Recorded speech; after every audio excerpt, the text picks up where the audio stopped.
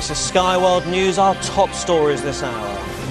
From starting out in a local radio station in Watford, Eric Johnson has grown his career in journalism, working across various news agencies, online publishers and television shows.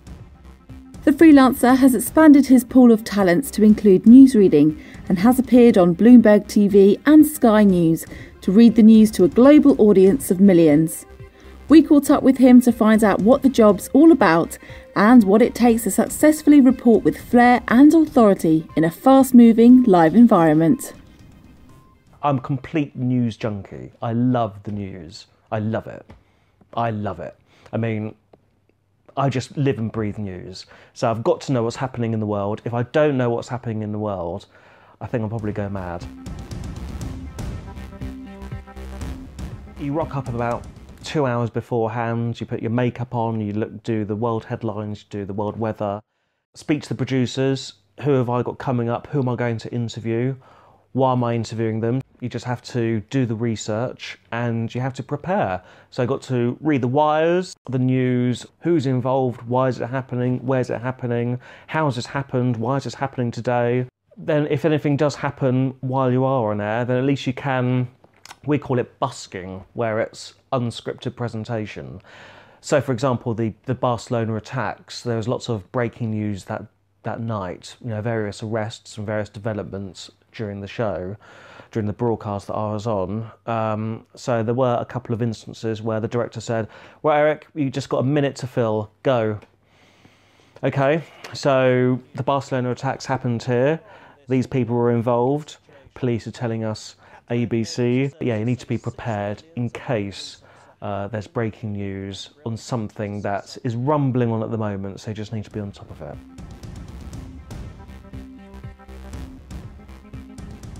There are lots of challenges. As Dermot Murnaghan told me, you're paid for not when it goes right, you're paid for when it goes wrong. So there will be things that are challenges to you and things that happen that aren't expected. So the immediate things, you know, you're a journalist dealing with the news.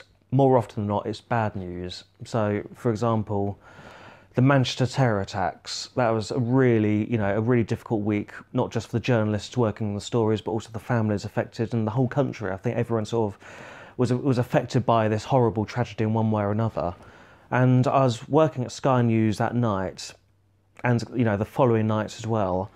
And I had members of the family tweeting me directly, asking me if we had any information and asking me if I had heard anything of their loved ones who were caught up in the attack. And I remember this one tweet from the family of a couple, a really young, you know, boyfriend girlfriend, and they were asking me, you know, have I heard anything about them or from them, or is there any information? And then a few minutes later, we got, you know, information from the home desk through to the gallery that they had been confirmed dead. So I had to read, you know, the news that, you know, these two people, along with all the other children and young people affected that night, had been, you know, confirmed dead. So that was actually quite hard for me because I didn't feel like I was a journalist that night. I felt like I was doing a national service because I had families, I had, you know, it felt like the whole nation was hanging on my every word, tuning in for information on you know, on loved ones, on family, friends, etc. So that was a particularly hard story. So that's a challenge. You got to know how to, you know, react to the stories, and also how, you know, because it could affect you. At the end of the day, you're only human. I mean, there was a BBC reporter dealing with the Paris terror attacks. He just burst out crying when he was doing the reporting on BBC Breakfast. And, you know, those things do happen. And more recently, the Grenfell Tower fire, had to read the names of these people who had perished in the tower fire. And yeah, that was quite hard. It was quite tough. And, you know, it was difficult not to get caught up emotionally.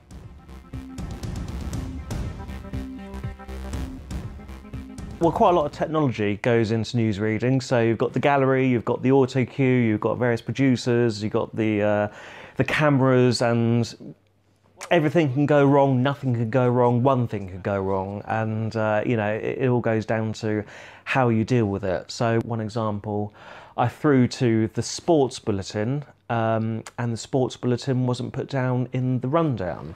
So there was a miscommunication between TX, the producers, and the gallery. For some reason it didn't play out, so I said, right, now the latest sports news. I was staring for about 15 seconds. When is it going to come up? When is it going to come up? And and it didn't turn up. So I was just staring into space, and then I started getting the odd message. Oh, this is hilarious. And then all of a sudden, everyone started sending me the tweets. People were like watching Sky News on a Saturday night, watching me, sort of stare at the camera, waiting for the sports bulletin to come up, and they were tweeting it, which was quite fun. But yeah, sometimes they go wrong. But if it's not your fault, don't dwell on it, and just act calmly.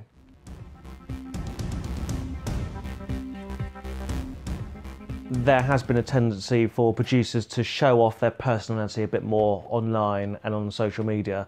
Before all the online stuff happened, people just used to watch the presenters, on the 6 o'clock news for half an hour, then that was it until the next day.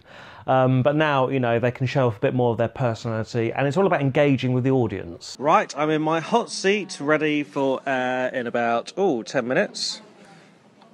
There I am. I'm trying out my new suit. Green tie, blue shirt, little grey number.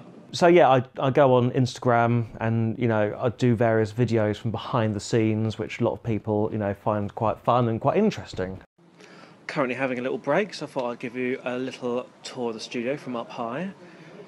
So yeah, here we are. There's my desk, and behind that is where all the producers sit. They're the real magicians. They make the magic happen. Yeah, and I think it is important because people are, they follow you for one reason or another, and they want to see what else you've got to offer. My face is all over Sky News. Ugh. Ugh. Ugh. I look so fed up.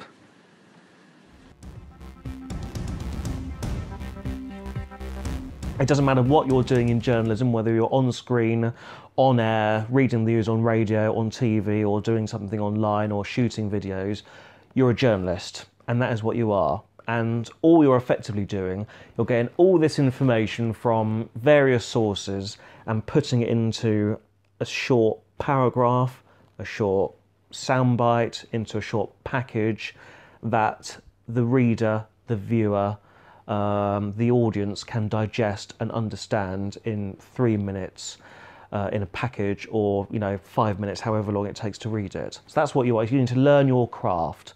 So interview people, you've got to look at the sources, look out for various sources which might not be credible, fake news, which is quite current at the moment. So you've got to learn your craft. You've got to be very good at multitasking and timing, especially if you want to work on camera.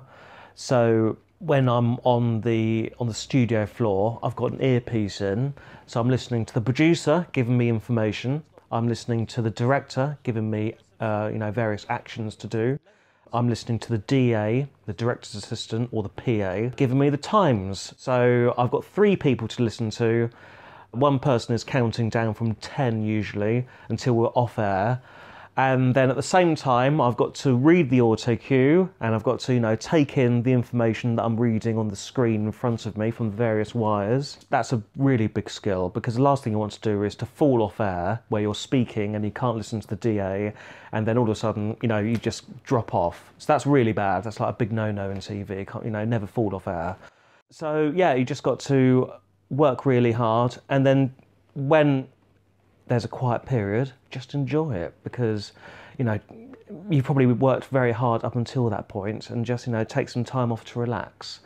And you've got to use your spare time wisely, because as a freelancer you're obviously not paid for any holidays. If you're a full-time pay-as-you-earner or a staffer, you're going to get holiday paid for, and you're going to get sickness.